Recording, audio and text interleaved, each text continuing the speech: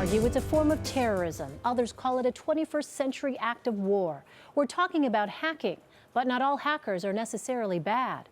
Reena Ninan tells us more about her experience meeting so-called white hats. I didn't really know much about hacking before I started.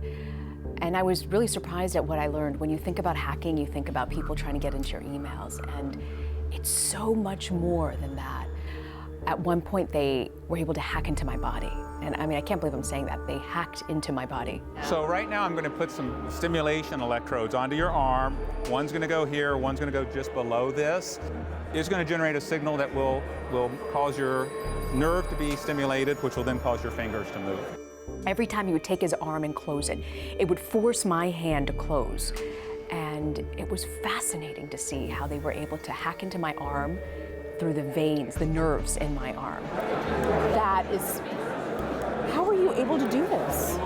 And that's when I realized that hacking is so much bigger. I'm trying to fight it, but I lose control of my hand. That's weird. That's just odd. You know, the two of you are sitting shoulder to shoulder today. But there was a point when you guys were enemies, could I say? Adversaries. Adversaries. We learned to have a mutual respect for each other. We also spoke to a guy named Cebu, who was a hacker in the underground world, and Chris, who was the FBI agent who managed to get him to flip. There's a lot of different reasons for hacking. A person like me, when I was a child, I got into hacking as an escape form. There are guys who get into it for the profits. There's money in cybercrime. Then, of course, you have people that want to do it as a profession, whether they're on the good side, right, what they refer to as the white hat side, or what they have as black hat side. So this phenomenon of white hat hackers versus black hats who are darker, you just never can tell who is what. I mean, obviously there's a group of white hat hackers who call themselves ethical, but it doesn't take much, just like crime in the real world, for someone to turn. And I asked him, Cebu, what made you turn from the dark side to working with the FBI? And he said, you know, I was a foster parent at the time. These little girls is all I had, and I was the only person that they had. Am I gonna make them pay for my mistakes?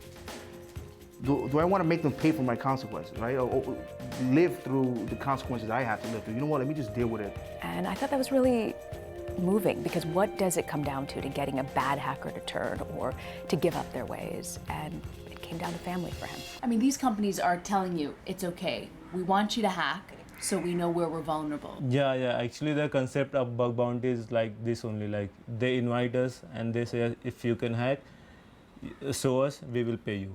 Yeah, Geek Boy, whose real name is Sandeep. That's actually his name in the cyber world. That's what he goes by. He doesn't go by Sandeep. I have hacked companies like Microsoft, Facebook, Twitter, Uber, Airbnb, BlackBerry, like 100+ companies. He swears he's never done anything underground or nefarious, and that it's all hacking that corporate companies have asked him to do to find the deficiencies in their system.